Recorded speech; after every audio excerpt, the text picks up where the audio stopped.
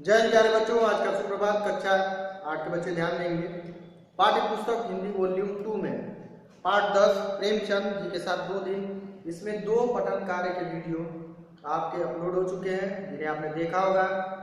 आज हम अंतिम पठन कार्य, ये पाठ लंबा होने के कारण इसका पठन कार्य जो अंतिम अवस्था में है इसे आज हम समाप्त करेंगे। इसके पश्चात अभ्यास प्रश्नों की ओर बढ़ेंगे। तो यहाँ पर समाप्त हुआ था कल कैनन डायल अन्य कहानियों की छाया माते। कैनन डायल जासूसी उपन्यास लिखने वाले जो लेखक थे, अंग्रेजी लेखक। क्राइम डिटेक्शन के साइंस का हमारे यहाँ विकास नहीं हुआ है। प्रश्न है, फिर लेखक पूछ रहे हैं प्रेमचंद जी से, संसार के सर्वश्रेष्ठ कहानी लेखक कौन है? तो प्रेमचंद उत्तर दे रहे हैं चेखव। प्रश्न, आपको सर्वोत्तम कहानी कौन सी लगी? लेखक पूछ रहे हैं। तो उत्तर दे रहे हैं प्रेमचंद, यह बताना बहुत मुश्किल है, मुझे याद नहीं रहता, मैं भूल जाता हूँ। टॉलस्टॉय रूस की, यानी टॉलस्टॉय की वह कहानी जिसमें 2 यात्री तीर्थ यात्रा पर जा रहे हैं, मुझे वह बहुत पसंद आई। 2 यात्री तीर्थ यात्रा पर जा रहे हैं, वो मुझे बहुत पसंद आई। उसका नाम याद नहीं रहा। चेखव की वह कहानी भी जिसमें एक स्त्री बड़े मनोयोग पूर्वक, यानी बहुत मन से, बहुत दिल से अपनी लड़की के लिए कपड़े सी रही है, जिसका विवाह होने जा रहा है, मुझे बहुत अच्छी जची। वही स्त्री उतने ही मनोयोग से, उतनी ही प्रसन्नता, उतनी ही दिल से अपनी मृत पुत्री के कफन के लिए कपड़ा सीती हुई दिखाई दी गई। यानी जो स्त्री अपनी पुत्री के विवाह के लिए कपड़े सिल रही थी, वह उसी मनोयोग से अपनी पुत्री के मृत्यु के बाद उसके लिए कफन सीती हुई दिखाई दे रही है। रविंद्रनाथ की दृष्टिदान नामक कहानी।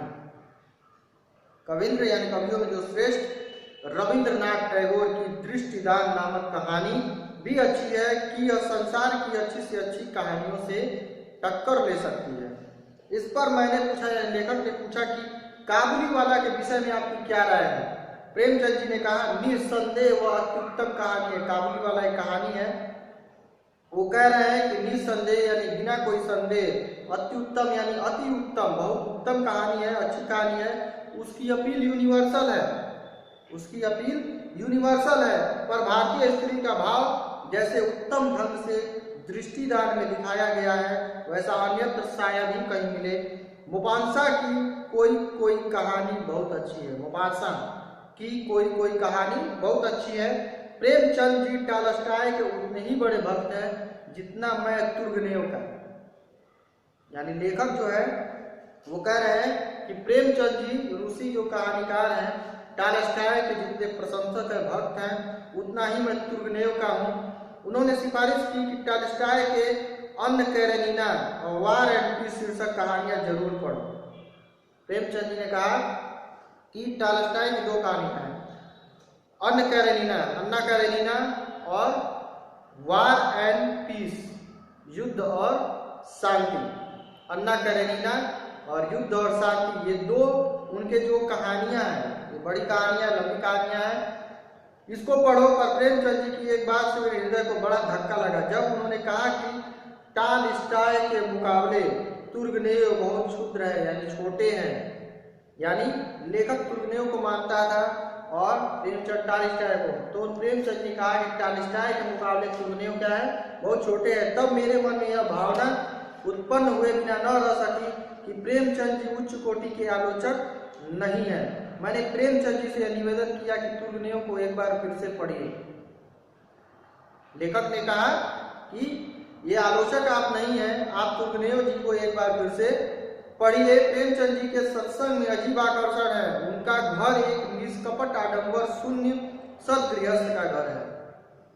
निष्कपट यानी यहाँ छल कपट दिखावा और आडंबर नहीं है, बिल्कुल सादगी झलकती है।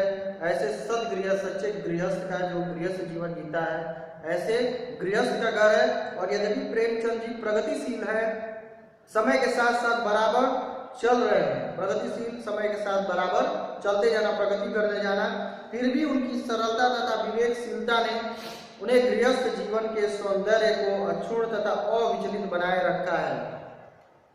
उनके साथ व्यतीत हुए 2 दिन जीवन के विस्मरणीय दिनों में चिर स्मरणीय, चीर मिस होता है हमेशा, सर्वथा स्मरणीय, स्मरण करने योग्य, यानी हमेशा स्मरण करने योग्य दिनों में रहेंगे। जनवरी 1932 की घटना है जब वो प्रेमचंद से मिलने लेखक गए थे। लेखक कौन है ये? बनारसी दास चतुर्वेदी, जिनके बारे में पीले बॉक्स में दिया गया है। बनारसी दास चतुर्वेदी, पंडित बनारसी दास चतुर्वेदी प्रसिद्ध हिंदी लेखक और पत्रकार थे। वे राज्यसभा के सांसद भी रहे हैं। वे कलकत्ता से प्रकाशित विशाल भारत नामक हिंदी मासिक पत्रिका के संपादक थे। उन्हें साक्षात्कार विधा को साहित्य में पल्लवित पुष्पित करने का श्रेय भी दिया जाता है। साक्षात्कार यानी किसी से आमने सामने बैठकर वार्तालाप करना, उसके कथन को लिखना। ये साक्षात्कार विधा को साहित्य में, हिंदी साहित्य में विकास देने में इनका बहुत योगदान रहा है। बनारसी दास चतुर्वेदी, ये प्रेमचंद के साथ 2 दिन भी आपका एक साक्षात्कार ही है, जिसके बारे में इस पाठ में आपने पढ़ा। उनका जन्म 24 दिसंबर 1892 को उत्तर प्रदेश के फिरोजाबाद में हुआ था। इंटर करने के उपरांत वे विद्यालय में शिक्षक बन गए, बनारसी दास चतुर्वेदी।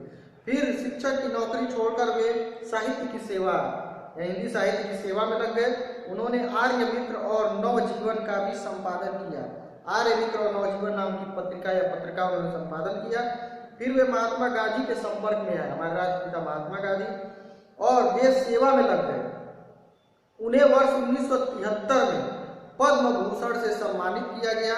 उनकी मुख्य रचनाओं में साहित्य और जीवन, सत्यनारायण कविरत्न, प्रवासी भारतवासी, फिजी में भारतीय, हमारे आराध्य, सेतुबंध आदि शामिल है।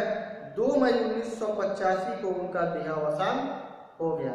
तो ये था बनारसी दास चतुर्वेदी के बारे में, उनका जन्म, मृत्यु, उनकी विशिष्टताएं, उनकी प्रतिभा और उनकी जो रचनाएं हैं, उनकी रचना कृतियों के नाम, ये सब कुछ आपको देखने होंगे।